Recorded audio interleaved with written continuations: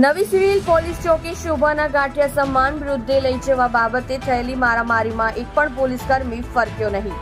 અકસ્માતમાં મોત પામેલા યુવકના મૃતદેહ લઈ જવા બાબતે પરિવારના બે ભાઈઓ વચ્ચે નવી સિવિલ કેમ્પસમાં મારામારી થઈ, પરંતુ કોઈ પોલીસકર્મી આવ્યા નહીં. નવી સિવિલ હોસ્પિટલમાં આવેલી પોલીસ ચોકી શોભાના ગાંઠિયા સમાન હોય તેવું લાગી રહ્યું છે. મંગળવારે બપોરે સિવિલ હોસ્પિટલના કેમ્પસમાં મૃતદેહ લઈ જવા બાબતે પરિવારના બે ભાઈઓએ છૂટા હાથની મારામારી કરી હતી. જ્યાં ઝઘડો થયો એના 50 મીટરના અંતરે આવેલી પોલીસ ચોકીમાંથી એક પણ પોલીસકર્મી ફરક્યો ન હતો, જેથી હોસ્પિટલની સુરક્ષા સામે સવાલો ઉભા થયા હતા.